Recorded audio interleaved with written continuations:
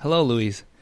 Hello, how are you? I'm doing well. So, if you guys do not know who Deilor is, I'm sorry you've been living under a rock for a few years, but basically, Deilor has been the head coach of Fnatic's League of Legends team a while back in 2015 and 16, and actually more than that. But you won the EULCS split in those years, two splits, I believe, back to back. Correct? Yeah, in 2015. Yeah, and then on top of that, he is also a director of Esports Performance for Movistar Riders, as Yeah, well as currently created his own company, Dygma. yeah, that's right. Yeah, so let's break all those three things down. Let's first talk about what probably most of the people that are listening to this are really, really excited about, your experience as a League of Legends coach.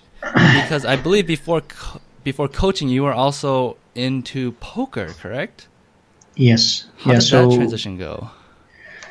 to be honest, the transition was pretty smooth. So, going back in time when I was 18, 19, I started playing poker. Right now, I'm 31, so it's been some time. So, I was a professional for 7, 8 years, Hmm. and then at some point, I decided that I just didn't want to continue with it, and went into league. And the thing is that I was a high stakes player and I coached many high stakes players too. So what happened is that I got my way of working in poker, and then I just transform it or make a transition of this information and this methodology into league.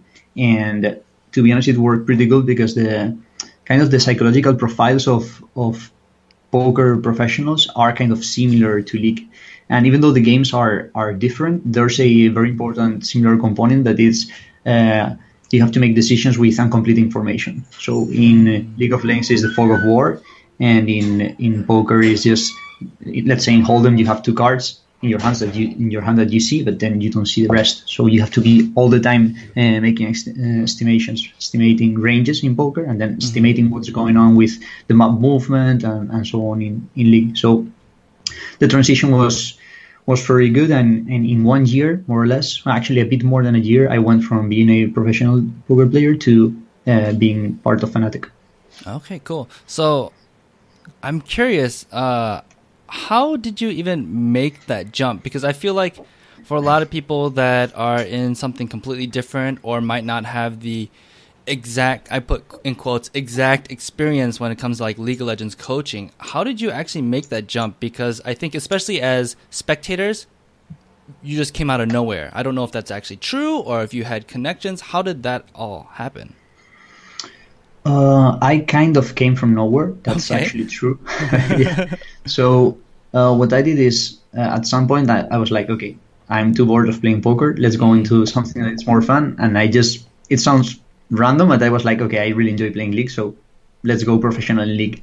And at mm, that time, I think I was like silver or something like this. I just played casually and I enjoyed the game, you know? yeah. So in 3 months, I went from silver to diamond 3.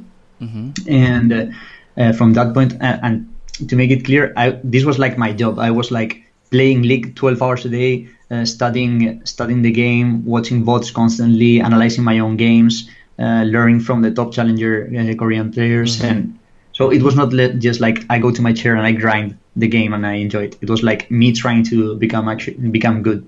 Yeah, everything was And intentional, basically, that you were yeah, doing. exactly, Okay. exactly. Yeah, everything was intentional. So there was a point that I felt that I was not terrible playing the game, and I was ready to play S5. And I started contacting players in a Spanish forum, Mm-hmm. and I started playing like not really competitive, but with other four guys and doing some trials. And I realized that most players that were at my level had no clue about the game. Like they really knew nothing, but mechanically they were so much better than me. And while I was working on my soloQ grind, I forced myself to play the 5 roles and to learn multiple champions on every role, because I really wanted to not only become a good player, but actually master the game and understand everything that I could. So there was a point that realizing that if I was just mid diamond, so I was actually bad. I could not compete at that level. I was thinking, okay, so if these players that know nothing about the game are already better than me, how long is it going to take for me to actually reach the top. Maybe the game disappears before I reach the top level, because I didn't want to be a professional. I wanted to be one of the best professionals as a player. So at that point I said, okay, so let's go into coaching, because I understand the game so much deeper already than this level, and my poker background, I already have. I think at that time, I had already like 2,000 hours of coaching in poker, on coaching high stakes players. So I had a lot of background on coaching on poker. So I said, okay, probably I can do the transition. And like in 1 month, I started coaching a professional team here in Spain, and I coached that team for 4 months, something like this. It was a first division team here in Spain, and I created a YouTube channel. And I did some content. I opened a blog, did some content too, and started tweeting and all this. And not much later, I got picked up by Fnatic. So I was basically an unknown, and got picked up. But I think that all this transition happened because I actually was a real coach before becoming a coach. Most league coaches are players and then transition into coaches. I was a coach for many years already, so I had a head start on that side. Gotcha. Yeah, so it sounds like you did bring in like applicable skills, and it just you transitioned really well, and you were really actually prepared for it. It's not like, who is this poker player coming in to coach Fnatic, a League of Legends team? Okay. Yeah, and for example, during my poker career, there was a 7-month period where I was coaching an office of 25 players from mid stakes to high stakes, and I was 24/7 coaching. Like, I was not even playing poker; I was only coaching. And there were other periods where I had imagine a boot camp, let's say, but the boot camp was 3 months, and this was with also high stakes players. And I did 2 times 2, and I coached around the world, traveled and coached different offices. So I coached hundreds of players. So I had a extensive experience coaching poker players. Wow, that's cool. So another question, when we think about coaches, especially coaches for League of Legends teams and players, there's a thing where people talk about how the players can bring big egos into a team where they're top of the ladder in the ranking. So when you bring in a coach, especially back in the day when coaches were ex-players that were at the top of the ladders, now you bring in a coach that is in diamond or sometimes gold and just not at the top of the rank ladder. How are you able to overcome, I guess, that stigma where players think that coaches might not know enough because they're not ranked highly? So I think that's something of the past, to be honest. Okay, that's good. Or maybe it's not something of the past, but because with the people that I've been working, I don't feel this anymore. But I understand that this happened at the beginning, and I really felt it when I was coaching Spain before going to Fnatic. Because once you start coaching Fnatic, okay, you're someone, right? But before I was no one, right? So I had to prove that I knew something about League. So how you do this? So the first thing is that to coach on anything, to be honest, you don't really need to be a master of that thing. What you need to be is a master at extracting information or the thoughts of that people. It's like guiding that people to the point that they want to reach. So for me, there's something that I experience in poker and also experience in League is like I would split the professionals into groups, and also this makes you split your way of coaching. So basically, there's a threshold that when they cross that threshold, you don't really need to explain anything. You just need to ask them and extract the information from their brains. Under that threshold, you have to teach them, right? So in LCS level, I don't really need to, or at least not most of the time, I don't need to bring up everything. Most of the time, the players have the answers already in their head, but they don't know how to access this information. Also, what happens is that there are 5 brains, and then you have to mix all this information. So if you excel at asking correct questions to extract this information, and then you connect the dots and reach conclusions, then you're already doing a good job. But you need players that have gone through this threshold, because under this threshold, you can ask the questions, but they don't have the information in their heads. So then you have to create yourself all this information, and then you have to teach them. But with high-level professionals, you can guide them by asking correctly and extracting this information. Gotcha. Going back to the point. So if let's say you are coaching a team of gold players, something like this, you cannot do this. You are going to have this problem, right? So you need to have much more knowledge than them, right? But if you're coaching high-level professionals, then what you need to know is not only how to extract this information, but how to lead the group and also how to reduce the amount of conflict. And then these are like soft skills that you learn as a coach, really, or studying coaching or psychology and all this. So it's not really that much about league, but it's more about managing a group of people, right? A group of professionals, managing a talented group of professionals. So I think that threshold really splits the way of teaching. I would say teaching and coaching, right? It's kind of two different things. I see. Okay. Yeah, that's really good. Thank you for that. Okay, so we have a ton of stuff to cover, and we don't have 24 hours to keep talking all day. So let's move on to your director of esports position. Can you talk a little bit more about that? Yeah. So where to start? So I can explain you more or less what I'm doing on Riders right now. Sure. So I'm the director of Esports Performance. So basically my role, although it's centering in League, I'm also helping a bit on the other games with structure and so on, is to coach the coaching staff and the players, and even coach, let's say, from the CEO or the directors of esports and so on, and create a structure that enables us to win in the long term, in the midterm. And winning is like a consequence of the process. So let me explain this a bit. So normally a team just hires 5 players, a coach, maybe an analyst, and then that's their team, and they have to win for 1 year. But what happens is this is really unreliable because let's say that a player has an issue with his family or with his girlfriend, or an issue with another player, or an issue with the coach, or a player is missing. For example, it happens with Koreans frequently that they miss Korea. So then you have players that are underperforming because they have issues outside of the game. So this is something that is going to happen. You cannot really avoid it. So from my point of view, this is like a structural issue. And one way of solving this is having a 10-man roster. And you could think, okay, but having a 10-man roster, it means that you have to invest so much money. But actually, you can have a 10-man roster with the same, by just paying the same that with a 5-man roster. But just you have to manage your money in a different way. Okay. And this is one of the things that I'm working with Riders, creating this 10-man roster. And of course, having 10 players requires having 2 coaches, more staff, and you solve these kind of issues, but you have other issues. So, for example, if you're having a 10-man roster and you're swapping players, the synergy is going to be building slower, for example, just to give you one issue that you have.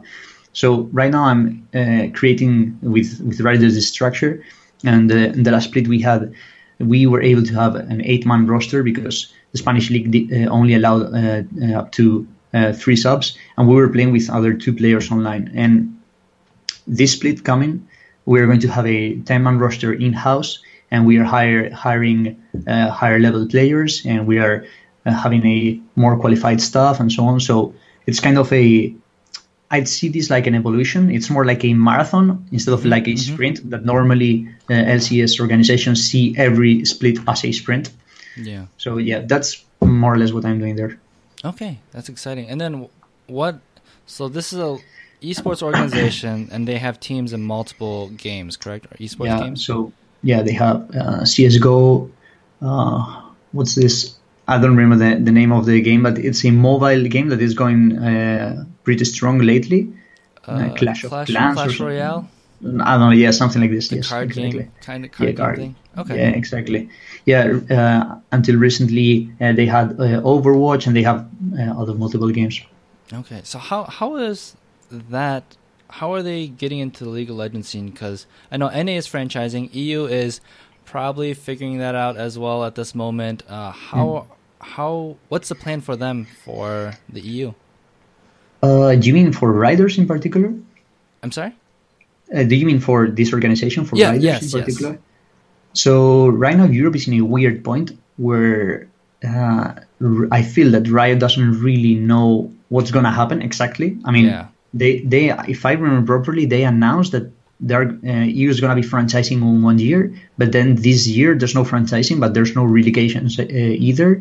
And recently they announced that they are going to do a European tournament where the top two teams of every regional league are going to be facing each other when the playoffs in the LCS happen.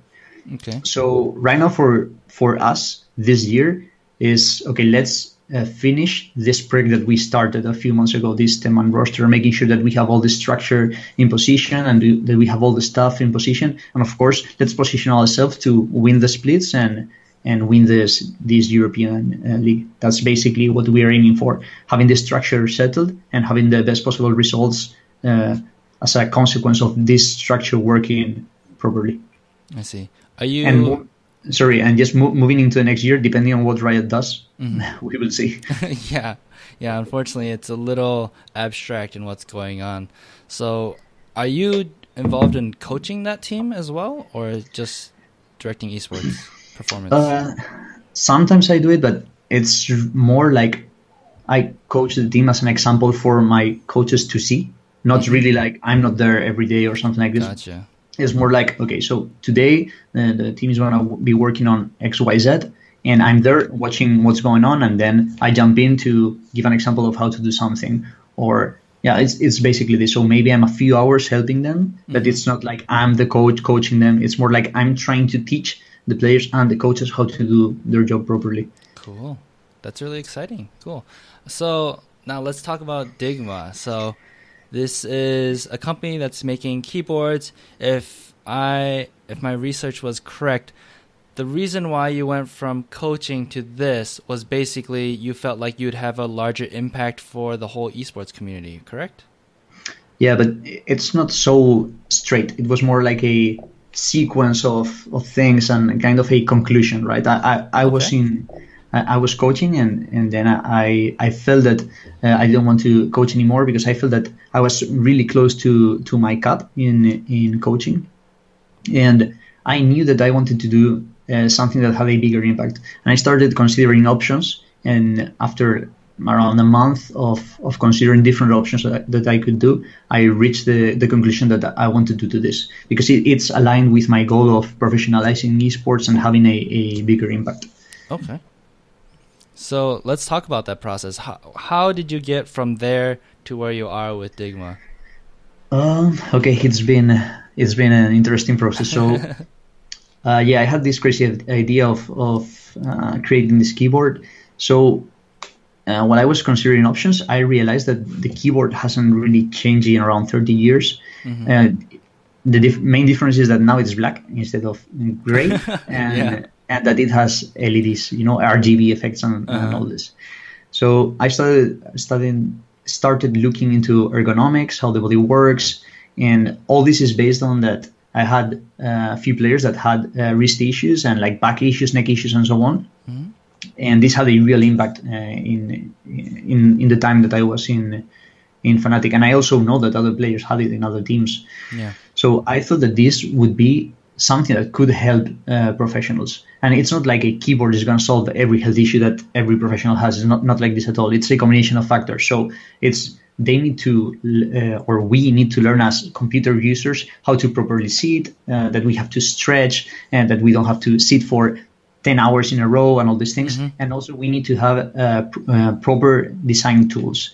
And the keyboard is not really designed for gaming. It was designed, like the keyboard is a evolution of the design of the typewriter that is over 100 years old. And then slowly it transformed into what we have. So at that point, what I tried to do is I tried to do a keyboard that was designed for our body instead of a keyboard that was designed 150 years ago. And I started with a much weird design. And from the point that I decided I wanted to make a keyboard to the moment I had a working prototype, it was maybe 2 months and a half. I learned 3D modeling, electronics, and all this stuff. And I was able to have a prototype hand soldered and with a case 3D printed and all this. So it was a prototype. And this evolved a few months later. And then in January, we announced that we were doing this project. And this evolved a bit more. And we sold 50 of these prototypes.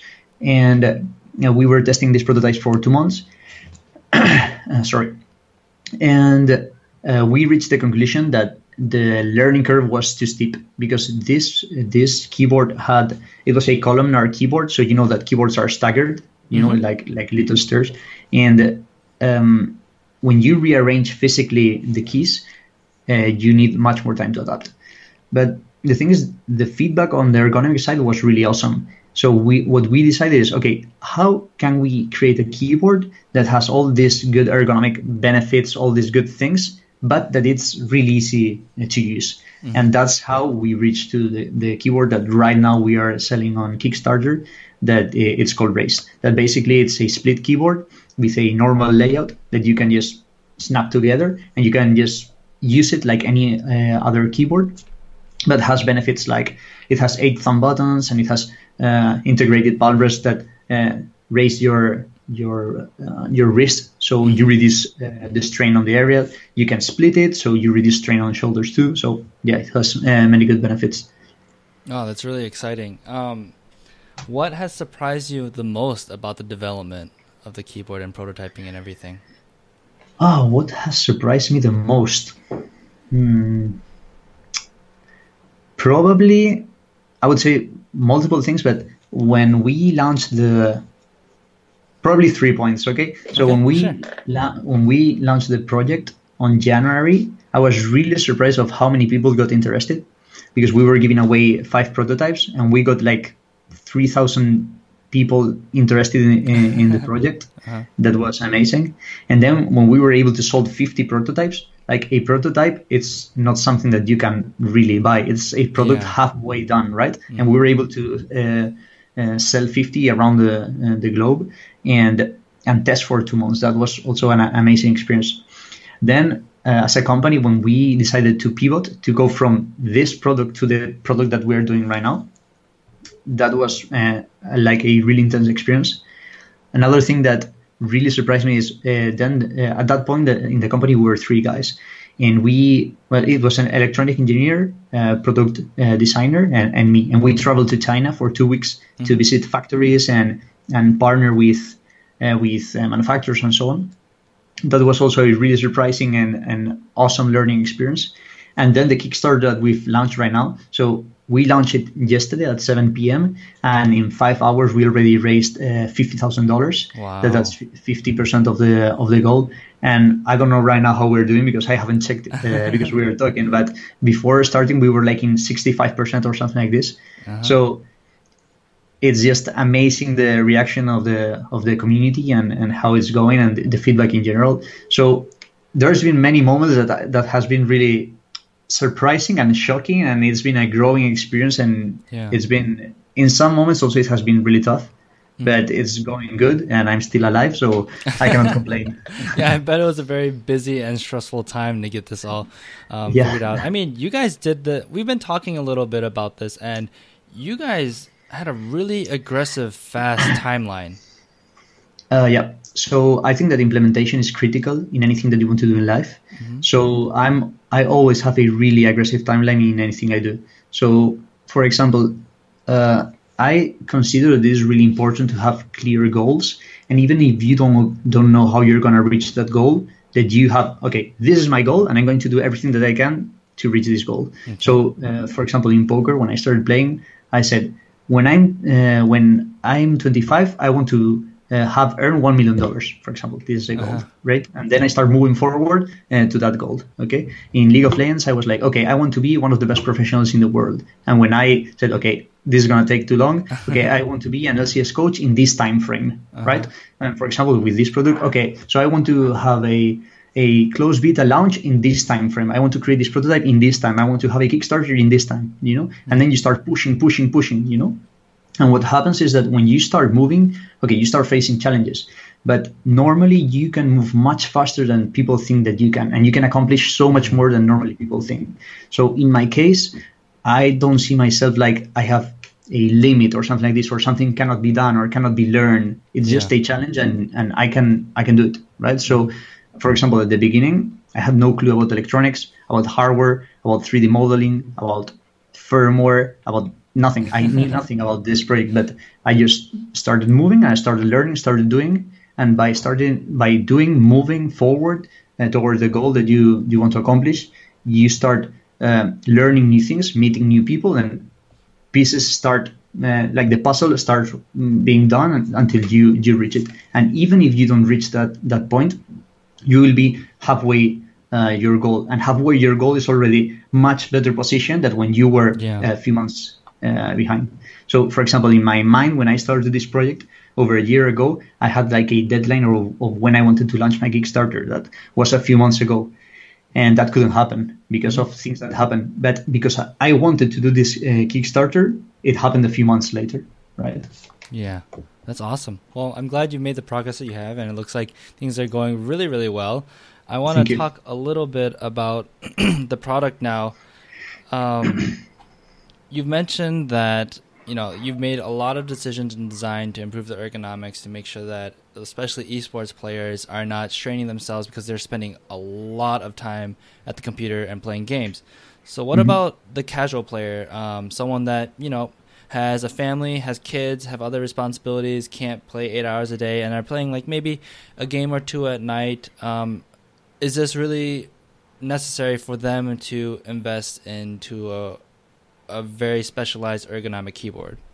So I wouldn't say it's necessary, but I would say it's better. So normally, maybe let's say that you're someone that you never work in the computer, and then you play a game or two per day. Probably it doesn't matter because you're never at the computer, right? So you're not forcing your body into this bad situation for many hours a day and then many years of your life, right? Yeah.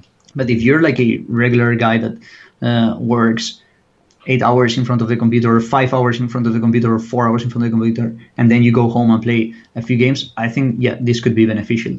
And the way we've designed it, the entry barrier is extremely low because it's just a normal keyboard that you can split and has more stuff. And the stuff that we've added, it's kind of easy to get used to. So, for example, we've divided the space bar in 4, and we've added 4 more keys underneath. So the thumbs naturally rest on that area. So this means that you can, just by moving a little bit your thumbs, you're going to be able to access these keys. And because your thumbs, you use 2 thumbs for only 1 key, you can get easily used to this, for example. Then another thing that we've implemented that has no barrier is like, okay, so the keyboard has palm rest integrated. You cannot really remove them. And this is a conscious decision on our side. It may seem weird, but what happens with a regular keyboard is that when you position your hand, you have this angle, okay? So a palm rest, what does is elevates your wrist, so your wrist is in a neutral angle, right? Yeah. So for example, it's better on the long run, and also it's more comfortable. We've tested this with coders, designers, gamers, and yes, the vast majority really, really like this. Just to give you 2 examples of immediate wins, just by getting the keyboard out of the box and plugging it, right? And if you want to invest some time on it, so 2 things. One is hardware and the other is software. And basically it's customization. So on the hardware side, as I said, you can split it, okay? Splitting it allows, let's say, easily 2 things. So you can split it like this, okay? So you have your wrist straight, or you can even split it like this, like wider. So you can put it at the distance of your shoulders. So basically your arms have a more natural position, and you can customize that how you want to. Got it. Yeah, exactly. And also the customization, the software options are amazing. Like you can create multiple layouts, and then every key is rewindable in every layout, and every key can be a macro too. And every key in every layout can have special behaviors. So let's say shift, okay? When you press it, it's shift. But let's say that you tap it once, then it behaves like escape. But then you tap it twice, and then it behaves like caps lock. Wow. So you can create, let's say you can have your numeric, your numpad, you can have it on your left hand, or you can have your arrows on your left hand. So you can design the layouts in a way that you don't really have to raise your hands from the home row. So this on the long run, it's gonna be just more efficient. So if you want to invest some time on making this keyboard, on creating these layouts that adapt to your needs, then this keyboard has a much higher ceiling than any other keyboard. On the hardware side, the same. You can split it and you can set it up in a way that it's more comfortable for you. And also you can do things like removing one side. So let's say that you're a CS player and you play with a really low DPI. So you move a ton the mouse. So you need a really large area for your mouse. You could split this keyboard and remove one side completely and play only with half, for example. Okay, great. And then, so the one thing I really like about this is the spacebar decision. You have a lot of buttons near your thumb, and again, like when I'm playing League, my thumb is hitting Alt and spacebar. Alt because I have Alt binded, so I can level up spells quickly. So with all the buttons around there, I could potentially make that my thumb could be hitting Control, Alt, and Shift. Correct? So exactly. I can have it for like normal casting. I can have it for leveling up spells. I can have it self-cast, and then I don't have to use my pinky, because as a non-FPS player that isn't used to having my pinky on Control and Shift all the time, that's super, super uncomfortable, especially to learn, right? Yeah, totally. Yeah, that's really, really exciting. So another thing I want to mention is, because of the compact design, you don't have a number pad that's obviously there, and there's no arrow keys, but you still can access them through the keyboard, correct? Yeah, exactly. Yeah, so how we think about this is like when your hands are on the keyboard, they're here. But then when you want to use the arrows, you have to move physically your hand. And when you want to use the numpad, same, you have to physically move your hand, okay? So instead of physically doing this movement, now, for example, you can, let's say, set up one of your 4 left thumb keys, okay? And when you press it, then you're on the second layout. Okay, and then in the same position, your hands are in the same position. Let's say with your left hand, you can press this key, and then let's say you have here your numpad, or you have here your arrows. So you could have your right hand on your mouse, and then press one key with your left hand, and have your arrows or your numpad or your music controls or F keys or whatever here on the left. So you can set it up in a way that you have to move your hands much less. Of course, this would require an adaptation period, because you were used to moving physically your hands to an area where there were buttons. Now there are not buttons there; they're in your same physical layout of your keyboard, but in another layout. Gotcha. Yeah, that sounds really cool. So basically, even though you have less buttons on this keyboard, you still don't lose functionality of a full keyboard. Yeah, actually, you have more functionality than a full keyboard, because another thing that is really cool is that the software and the firmware are open source, and there's people already creating plugins to make it even better. So to give you maybe an example that's not particularly good for gaming, but it's good for coders. So the electronic engineer of the Dygma project, he's creating a plugin that I'm going a bit backwards. One of his tasks is he controls some servers. Okay, so in the office he has like some badges that are in green when the servers are on, and when one of the servers goes down, this badge turns red. Okay, so it's an LED. Okay, so what he has done is that he by changing something in the firmware, now the numbers on the keyboard are green, and one of these servers go down, then one of these numbers turn red. Oh wow. Okay. So you can like the amount of things that you can do with this firmware is just amazing. So what I said, that you can have even more functionality than with a full keyboard, is this: that if you're a coder, or depending on what's your job, you could make it so your keyboard does so much more cool stuff. Yeah, it really sounds like the keyboard is very portable. Like you said, it's magnetically removed, and you can split it into 2 pieces. So it's not really just for gamers, even though it sounds like that was the original intent. It's for anyone that's behind a keyboard for a long period of time. I could see this like being really useful for anyone doing spreadsheets, accounting, like you said, coders, anyone that's doing video editing. I can just imagine how many better shortcuts you can place on your keyboard where you don't have to move things around to crop videos and do Photoshop and just anything you really want to do. Yeah, totally. You're right. Anyone that uses shortcuts should love this, to be honest, because the customization level is incredibly high. Okay, great. Is this also available? Does it work for Mac and PC? Yeah, Mac, Linux, PC. Yeah. Awesome. That's really exciting. So if people are curious about, actually, before I go into that, one other thing, the price point. I know that it's pretty high. What can you say about that to give people comfort, especially people that are used to, if they want to buy a cheap keyboard, they can buy a Dell for like $15, or if they're trying to get into mechanical keyboards, you can find some decent ones for, $80 or $150. Yeah, and even you can find mechanical keyboards cheaper for $50, something like this. Of course, the quality is not going to be top notch, but you have mechanical switches, and it's okay. So, to be honest, this has been like a business decision. So the peripheral market, it's already, I don't know how to say it, but there's a lot of players inside this market, and there's a lot of big brands. But the thing is, every brand is basically doing the same stuff. All keyboards are the same, and most mouses are basically the same, and the same with headsets and so on.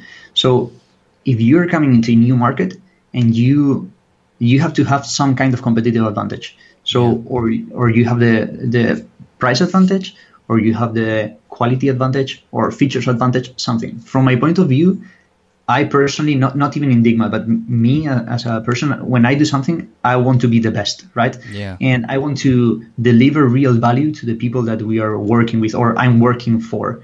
So let's say that I'm coaching. I want to give the best possible service to that person. I want to give the most value of our time. So the same with this project. I wanted to create something that was better than what you can already find out there. And that's what we're aiming for. And when you try to create something that it's, I would say, top quality, then it can't be cheap. It's just physically impossible.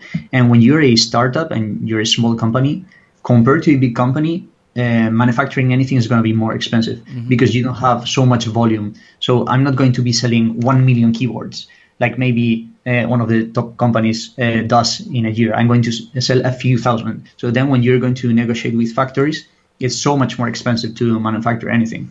So if you take into account that our keyboard Raise, the body is it's a full aluminum body. So just like a MacBook, for example, instead of a plastic body, this is already expensive. It's a split keyboard. A split keyboard means that you have double PCBs. The PCB is the printed circuit board where all the components are soldered. So you have two. So even though it's smaller, just by having two, it's much more expensive.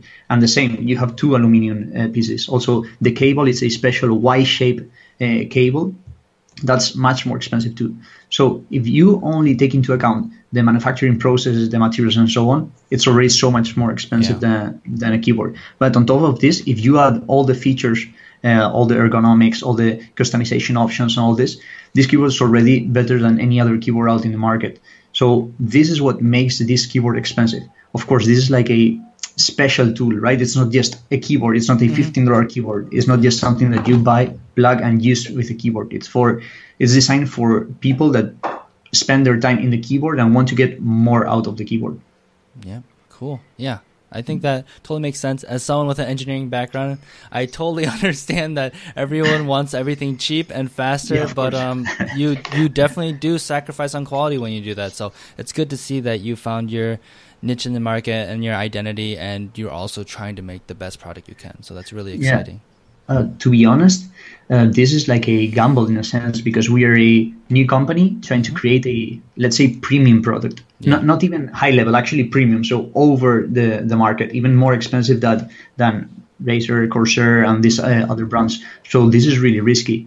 But creating a company to create a product that already does 20 other companies, for me, it's not exciting. And I think it's not something that you're delivering that much value to other people. So I just don't want to go through that path, right? Okay, cool. That's great. So is there anything else? Actually, why don't we tell the people where they can find this Kickstarter and all this kind of information if they're interested? Yeah, so the company is called Dygma, Dygma, and the keyboard is called Raise, Raise. Sorry, the letters in Spanish are a bit different, so when spelling it sounds weird. Yeah, so you can go on our website, dygma.com, or you can go directly on Kickstarter and look for Dygma Raise, and you will find this, and you will find the keyboard. And on Facebook, Twitter, Instagram, we're Dygma Lab, L-A-B, like a laboratory. And so Dygma Lab anywhere. So you can find us on Google, Kickstarter, our website, social media, and so on. Okay, great. And then I believe there is a time limit for the Kickstarter campaign, correct? Yeah, it's 30 days. So we start yesterday. So basically there's a month. And we had the first 250 units had 40% discount. and these were sold in less than 5 hours. And then the next 500 units have a 30% discount. These are the ones that we are selling right now. Mm-hmm. And after these 500 units, the rest of the units have a 20% discount. Gotcha. And just in case people don't know what Kickstarter is, so it's a platform where you kind of present your project and you get money to be able to execute this project. So in these cases, this money will be used for manufacturing. So this is like a pre-sale. You're buying the product before it's manufactured. So with this money, we will manufacture and then we will ship it to people that backed our project. So that's why there's so nice discounts, like 40%, 30%, 20%. Is because people are backing a project that still hasn't been done. Gotcha. And then if we make that order, when can we expect to actually get the product then? Midway through next year for the first batch, and a few months later for the complete batch. Gotcha. And next year you're talking about 2018, correct? Yeah, exactly. Yes, okay. 2018. Perfect. So that's really, really exciting. Good luck with all of that. I'm really, really excited to see what kind of waves that thing creates. So thank you very much. Before we end this, let's talk a little bit more about esports, League of Legends, and basically anything we really want to talk about. I know you have your blog, which has been exciting to follow, and I think something that could be really helpful for our listeners is you've been talking about Shotcalling recently. Now, we don't have people in our community that's super, super hardcore. I don't believe we're trying to get into the LCS and create an amateur organization or anything like that. That being said, we have community games where we play, and the community likes to play with each other, and a lot of them also like to go into soloQ, where Shotcalling is a totally different beast as well. What kind of input can you give, or what can we talk about to help people become better shot callers in a more, let's say, casual environment where they just feel like they want to help the team, but they're not going to spend, hours and hours doing research and practicing it and trying to become a quote-unquote professional in it? Okay, so you're asking for shot-calling tips for casual gamers that just want to enjoy their games but improve a little bit their communication, shot-calling, and so on. Okay, so I would say if you're going in soloQ, don't try to shotcall, actually. Yeah. Okay. Why is that?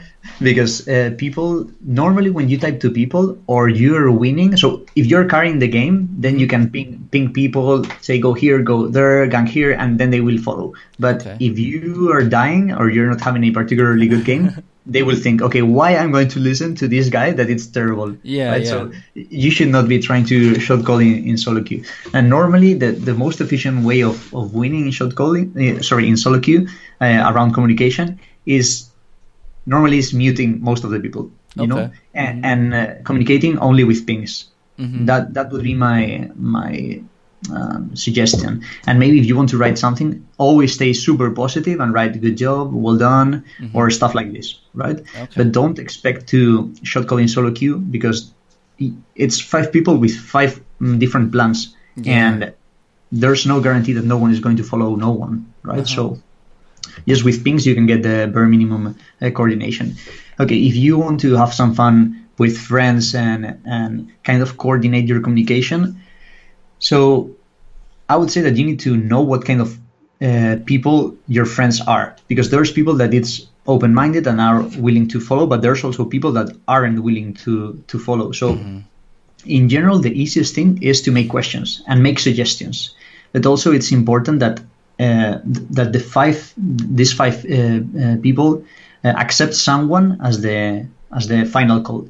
So if there's different people feeding information and making suggestions, and one person has the final call and everyone respects his final call, even if it's a wrong call, the five guys will follow that call and will execute that call. And normally, even though if it's a suboptimal call, it will be fine.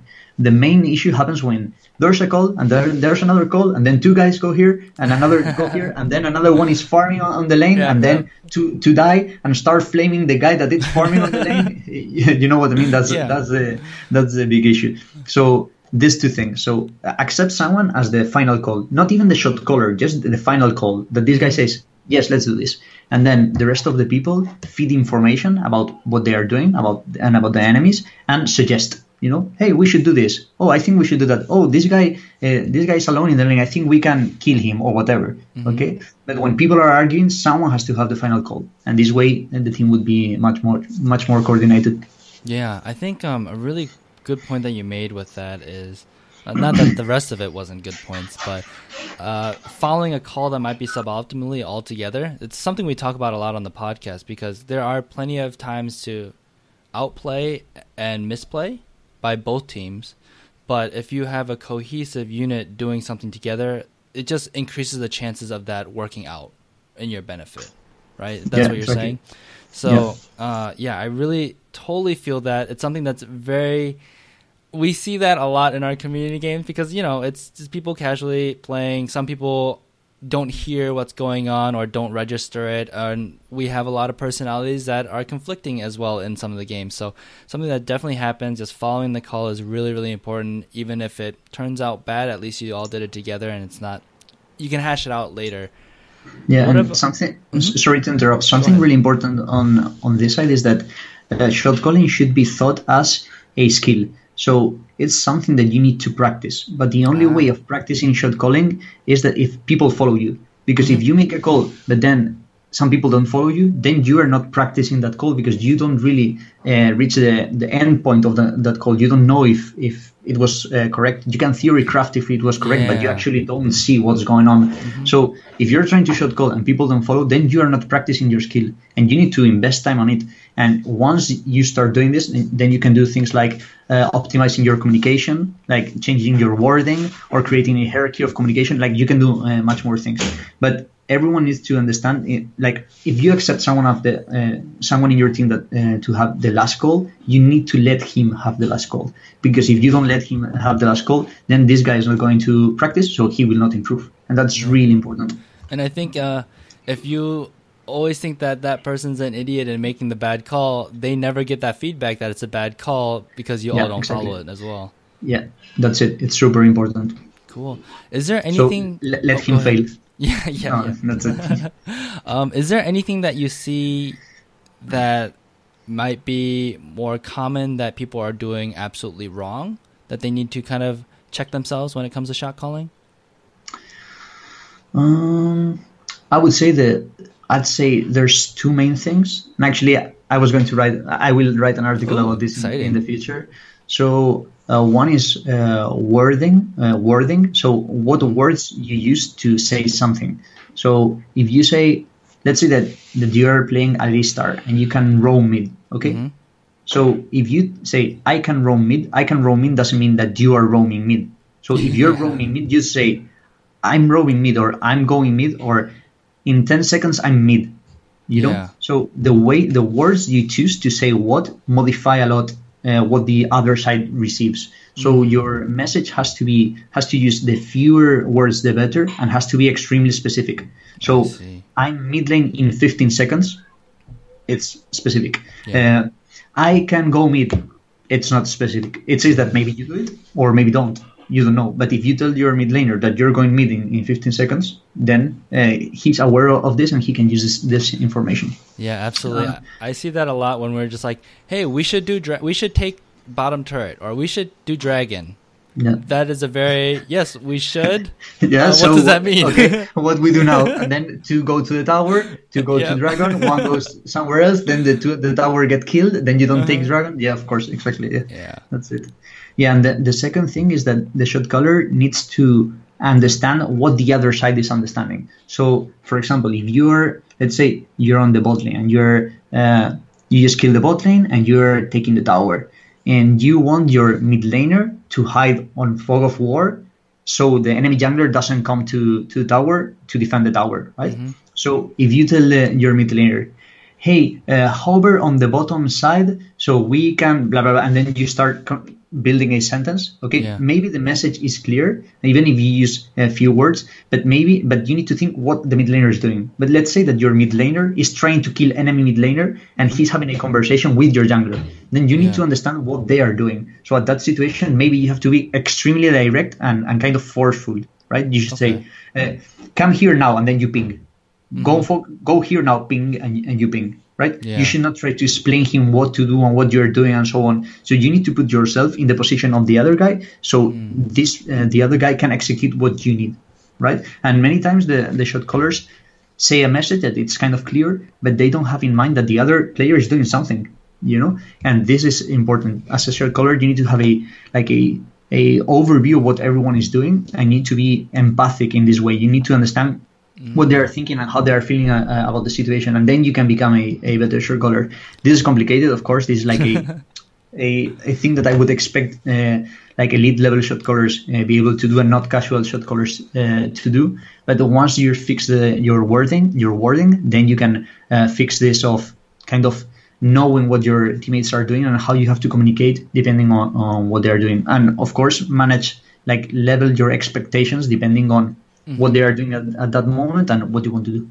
Yeah, that's a really good point. I think a lot of, especially a lot of lane, like the whole lane to jungle relationship, especially in soloQ, is like, oh, jungler's not camping my, the enemy jungler is camping my lane. Why isn't my jungler here? Or it's like, oh, my laners are so dumb, they're feeding, and there's no understanding of like what is actually going on. Why did those things happen? Oh, the jungler actually is camping top lane because we have a Riven that needs to snowball or something like that. There's a lack of empathy, and I think that's a huge thing, and that's a very, very difficult thing, especially in soloQ, and even with your friends, it's also a really tough thing because everyone's so focused on what they're trying to do, and there's a lot to focus on. There's a lot to learn, a lot to concentrate on. I mean, there's a reason why people don't watch their map, because it is hard and it's a skill. So adding communication and shot calling to it is definitely a difficult thing. Yes, and I would advise to always think that anything that happens on the map is your fault. Maybe this sounds weird, but let's say that you're an ADC, okay, and your jungler dies on the top side because he dived the top laner, okay. This may seem something completely off, this is nothing to do with you, but maybe if you would have pinged him about, okay, we're pushing these waves, or maybe if it's in your, if he's a friend, you could have told him, hey, come bot because we have pressure, maybe you can invade or something like this, this kind of stuff. So you can always have some impact in what's going on the map. And when something happens next to you, if you're the ADC and then your jungler comes to gank and he dies randomly, you could have had a direct impact on this. So you can always think that you could have done something better. And if you're thinking that you could have done something better, you're not going to be blaming your teammate or your friend, because you're focused on improving yourself, not blaming the other person. Yeah. And if you're not a top challenger player in Korean ladder, probably you have a lot of stuff to improve. Probably. Yeah, probably. So, yeah. That's funny. Let's see. There was one. Oh yeah. So I don't know if you can answer this one, and this is a question that's been on my mind recently. Is there a way when you're watching esports game or professional matches and stuff like that, because we don't have voice comms, every team works differently, and teams aren't as transparent as everyone wishes they were. Is there a way to actually tell like how, if communications are good or bad for a team when you're watching an LCS match? You can kind of guess it, okay, but you cannot really know it. Like, you can guess it by how the team coordinates and moves around different areas of the map. So I remember a really clear example that I haven't heard the comms, but actually, I'm not sure if I heard the comms from this situation, but I have an image on my head that when Xpeke was ADC on Origin, there was a game that he was playing, I think it's Seaver, and enemy team has an Olaf, and there were team fighting in the mid lane, and Peke, for some weird reason, he flanks as an ADC. That this is terrible, and then Olaf turns around and starts just hitting him on the face. Okay, yeah. And there's a point that there's a team fight in the mid lane, and Peck is here, and Olaf is running to him, and the whole team except the mid laner turns immediately, and then the mid laner dies. Okay. But this is a mistake of the ADC of Peke. But just by seeing this, I know that Peke said something, and the whole team turned around at that point, right? Yeah. So, for example, in this situation, you can know that this guy has a voice in the team, and you can see what's going on. So let's say that your support is the main voice. probably the communication around the bot lane is going to be good, and probably what's going to happen around the bot lane is going to be like there's going to be good stuff happening around. So just by seeing what are the strong points, you can kind of think about who can have the better communication, or at least who's more demanding. The more demanding a player is, normally the more resources will be invested into that player. Gotcha. So when I think of,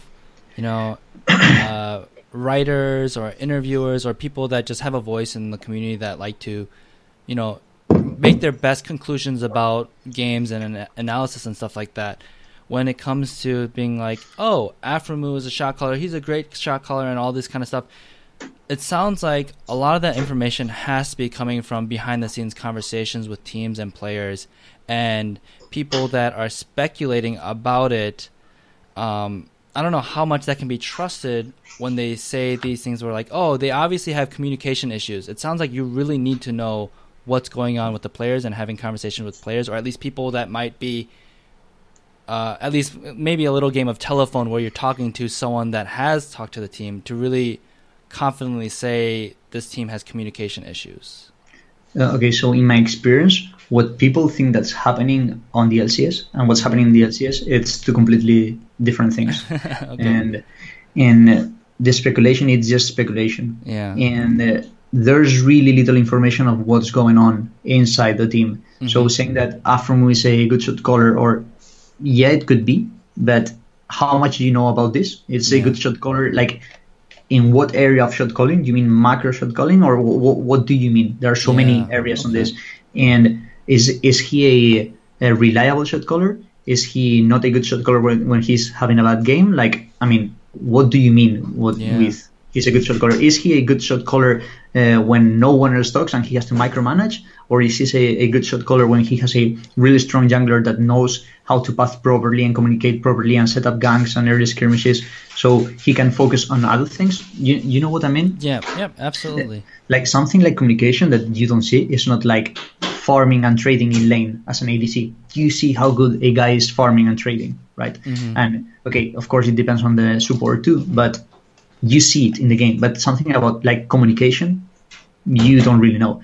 And the issues with synergy, when someone say, "Oh, this jungler and this top laner are really bad. Look, they cannot set up a dive. They don't know how to coordinate. They have no synergy." Mm-hmm. There's no synergy. It could be because they have communication issues, or because they have a personal issue, or because someone was making a different call, or it could be so many things. So, like as someone that is watching League professionally, trying to understand why things are happening the way they are happening, normally you're gonna be wrong. Normally, because you just don't have the information. Yeah. I definitely. It's a difficult thing to do to make those kind of conclusions on what's going on, especially for those, like you said, those soft skills, the things that aren't very, very apparent on what's going on. Cool. Yeah. All right. Deilor, is there anything else you would like to talk about before we round out this episode? Not really. We've already talked about the blog, about Dygma, about my career, about soloQ, about competitive league. So yeah, it's been awesome. So thank you very much for having me here to talk about the project and my career and so on. Yeah, absolutely. Thank you for taking the time to do this as well. I know you're very, very busy. So for the last thing, why don't you tell us where people can find you personally and all your content that you're creating? Yeah, so my blog is Deilor.blog, pretty simple. Really and easy. my Twitter and Facebook and so on, it's Luis Deilor. Luis is Luis. Mm-hmm. So pretty simple. Great, awesome. And all the links that we talked about when it comes to Dygma and Deilor here will be in the episode description. So yeah, that is it for this episode. Again, thank you, Deilor, for coming on, talking about this. Good luck with the Kickstarter and everything else you're doing. I know I can speak for the community as well. We are really excited about what you are doing and what you've done, especially with the League of Legends scene. So again, thank you for this time that you spent with us. Thank you very much. All right. That is it for this episode. We will see you guys next time. Bye. Bye.